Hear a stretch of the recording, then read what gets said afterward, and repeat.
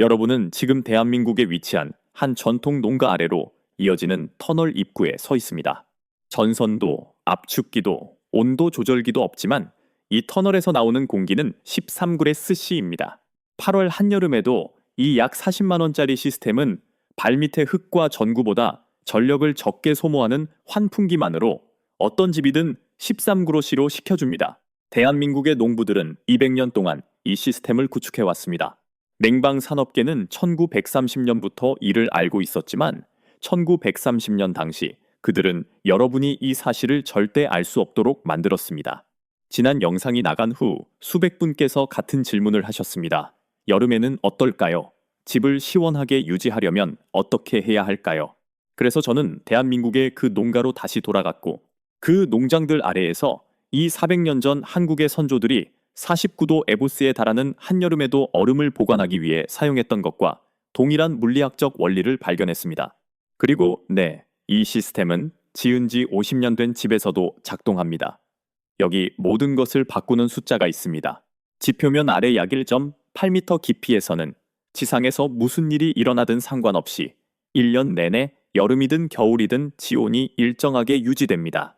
대한민국 에너지부 산하의 국립연구소에서 도시별로 이 온도를 측정했습니다. 서울은 1년 내내 13gC입니다.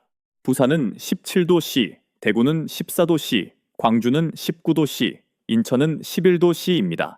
그리고 바로 그 전통 농가가 있는 대한민국의 토양은 항상 12도C를 유지합니다. 매일 매년 단 한 번도 변하지 않습니다. 이제 한번 생각해 보세요. 에어컨은 화학 냉매를 압축하고 코일로 밀어 넣어 열을 밖으로 배출합니다. 엔지니어들은 이를 약 3.5의 성적 계수라고 부르는데 이는 소비된 전력 1단위당 3.5단위의 냉각이 이루어짐을 의미합니다. 반면 땅에 묻힌 단순한 파이프인 어스튜브는 대한민국 전역의 47개 설치 사례에서 측정되었습니다. 그 성적 계수는 28.7이었습니다. 28대 3의 차이입니다. 이 차이는 매년 장비, 냉매, 전기 및 서비스 계약에 들어가는 수조 원의 비용을 의미합니다. 이것이 바로 여러분이 이 시스템에 대해 단 한 번도 들어보지 못한 이유입니다. 물리적 원리는 간단합니다. 흙은 무거워서 입방미터당 약 600kg에서 20kg이나 나갑니다.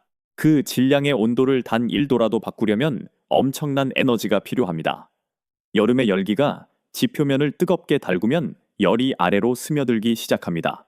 하지만 열의 이동 속도는 매우 느려서 약 1.8m를 뚫고 들어가는 데에만 6주에서 8주가 걸립니다. 열이 그 깊이에 도달할 때쯤이면 계절은 이미 바뀌어 있습니다. 땅은 온도가 올라갈 만큼 충분히 빨리 열을 흡수하지 못합니다. 땅은 지구상에서 가장 큰 열 배터리이며 대한민국의 모든 집 아래에 자리 잡고 있지만 아무도 그 존재를 말해주지 않았기 때문에 아무 역할도 하지 않고 방치되어 있습니다. 대한민국의 전통 농부들은 이 사실을 교과서에서 읽은 것이 아닙니다. 그들은 지구가 이미 하고 있는 일에 주의를 기울이고 그에 맞춰 건물을 짓는 방식, 즉 그들이 모든 것을 알아내는 방식으로 이를 깨달았습니다. 대한민국의 모든 농장에는 단열재나 기계식 냉방장치 없이 약 3m 깊이로 파낸 지하 저장고가 있습니다. 흙은 1년 내내 저장고의 온도를 0°C에서 10°C 사이로 유지해 줍니다. 이것은 단순한 전통이 아닙니다. 2세기에 걸쳐 발전된 응용 물리학입니다.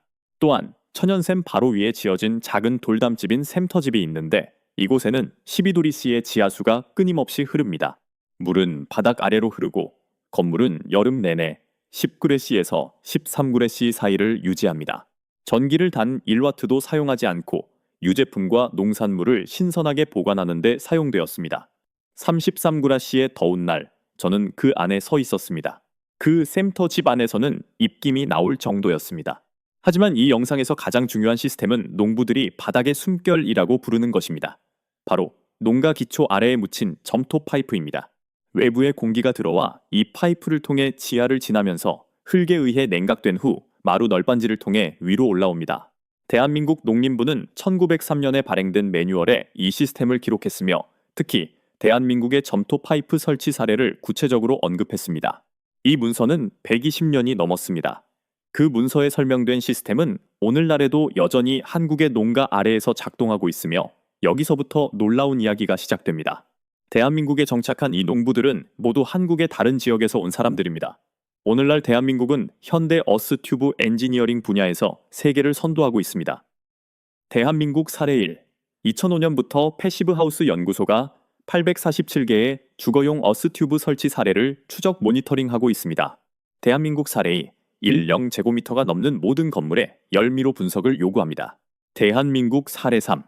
대한민국의 가장 존경받는 공과대학 중 하나에서 진행한 15년간의 종단 연구에 따르면 시스템 성능 저하가 전혀 없는 것으로 나타났습니다. 전혀 없습니다. 선조들이 200년 전 대한민국 전역에 퍼뜨린 지식은 오늘날 대한민국이 현대공학을 통해 다시 발견한 지식과 동일합니다. 순환은 완성되었지만 많은 대한민국 사람들은 이 사실을 전달받지 못했는데 누군가가 의도적으로 이를 막았기 때문입니다. 1902년 윌리스 캐리어라는 사람이 서울의 한 인쇄소에서 기계식 에어컨을 발명했습니다. 그의 문제는 열기가 아니라 종이를 망치는 습기였습니다.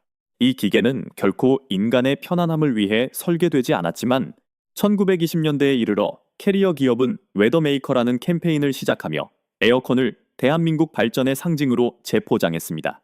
제가 직접 읽어본 그들의 마케팅 자료에는 패시브 냉방 기술이 원시적이고 비위생적이라고 명시되어 있었습니다.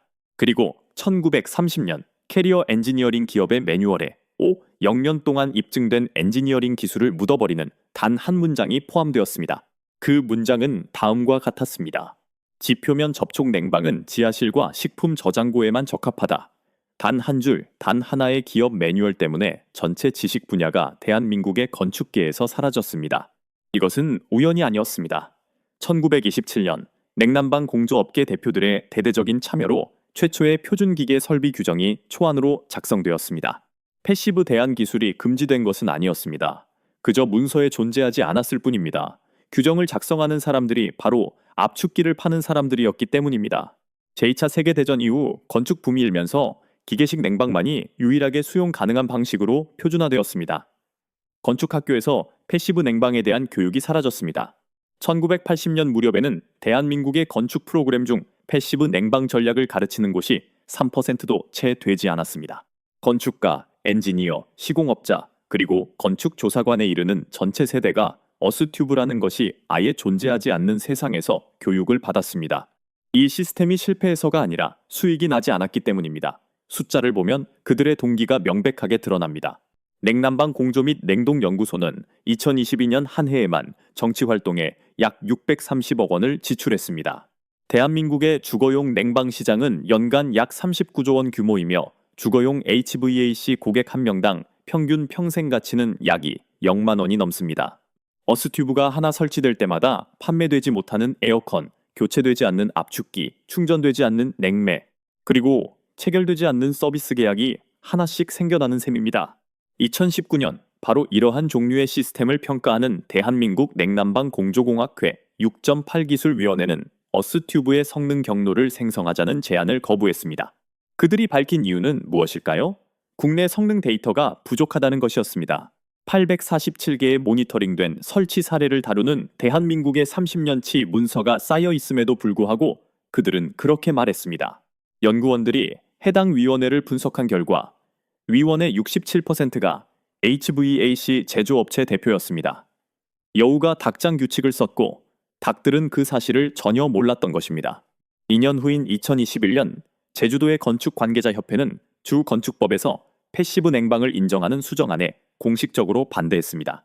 그들이 표면적으로 내세운 우려는 검사의 복잡성이었습니다. 하지만 1년 중 6개월 동안 냉방비가 한 달에 약 53만 원씩 나오는 제주도에서 승인된 어스튜브 하나는 중앙 집중식 에어컨 한 대가 설치되지 않는다는 것을 의미합니다. 계산은 여러분이 직접 해보시기 바랍니다.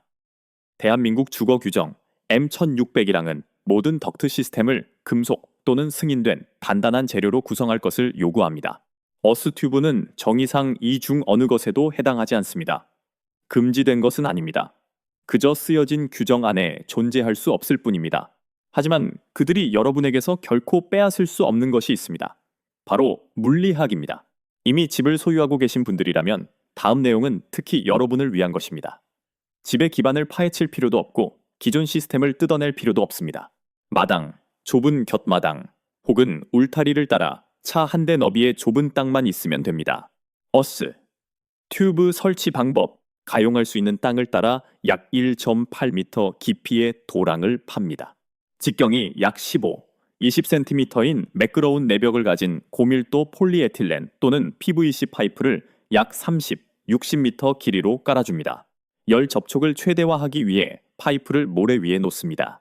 내부에 맺힌 수분이 고이지 않고 밖으로 흘러나갈 수 있도록 배수구를 향해 2%의 경사도로 기울여 설치합니다.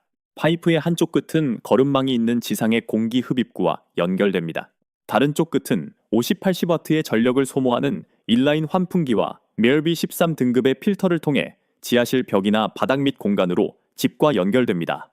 35°C에 찌는 듯한 날에도 파이프의 반대편에서 나오는 것은 13°C로 고정된 흙속을 약 60m나 이동해온 공기입니다. 이 공기는 18°C에서 24°C 사이의 온도로 배출됩니다. 압축기도, 냉매도, 화학적 공정도 없는 오직 물리학일 뿐입니다. 게다가 그 공기는 단지 시원할 뿐만 아니라 더 건조합니다. 파이프 벽의 결로 현상이 공기 중의 습기와 먼지 입자를 잡아냅니다. 습도가 80%에서 50% 미만으로 떨어집니다. 재료비는 약 40만 원 정도 듭니다. 환풍기는 전구 한 개가 소비하는 전력만으로 작동합니다. 파이프의 수명은 50년에서 100년에 달합니다. 반면 중앙 집중식 에어컨은 15년에서 25년 정도 사용한 후 쓰레기 매립지로 향합니다. 이것이 바로 기본 시스템입니다. 단순하고 검증되었으며 아주 오래된 방식입니다. 하지만 습도가 높은 기후에 사는 분들을 위한 더 스마트한 변형 방식이 있습니다. 그리고 이 방식은 건축 규정의 관점에서도 완벽하게 결함이 없습니다. 습도가 높은 기후 지역, 제주도 해안, 남해안, 습한 남동부 지역 등에서는 개방형 공기 튜브 내부의 결로가 심각한 문제가 됩니다.